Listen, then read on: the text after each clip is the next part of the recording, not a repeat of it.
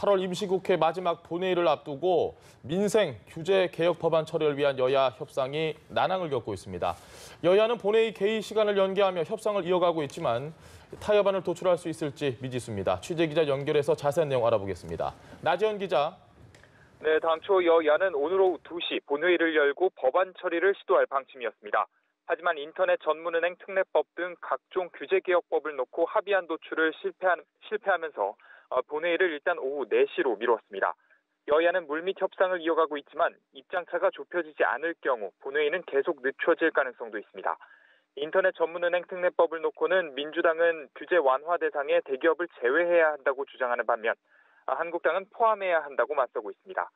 또 규제프리즘법에 대해서도 보건의료산업 특례 적용을 제외해야 한다는 민주당과 포함해야 한다는 한국당이 첨예하게 대립하는 상황입니다. 상가 임대차 보호법의 경우에는 계약갱신 청구권을 5년에서 10년으로 연장하고 임대인에게 세제 혜택을 주는 방향으로 여야가 합의를 이뤘는데요.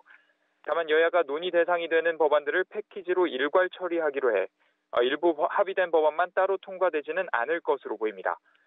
현재 여야 지도부는 어떻게든 8월 임시국회가 성과를 내야 한다는 데 공감하고 막판 물밑 협상을 이어가고 있습니다. 네, 한편 더불어민주당과 정부 청와대가 최근에 과열 양상을 보이는 부동산 시장에 대해서 강력 대응하겠다는 의지를 밝혔다고요. 네, 그렇습니다. 민주당 이해찬 대표는 오전 당정청 회의에서 최근 수도권을 중심으로 부동산 시장이 과열 징후를 보이는 데 대해 우려를 표했습니다.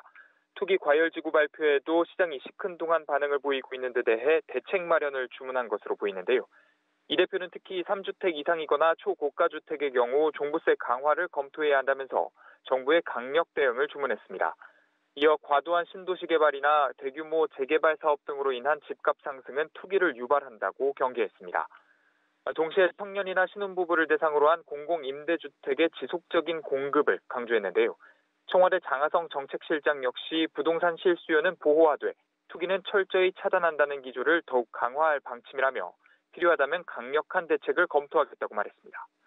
지금까지 국회에서 전해드렸습니다.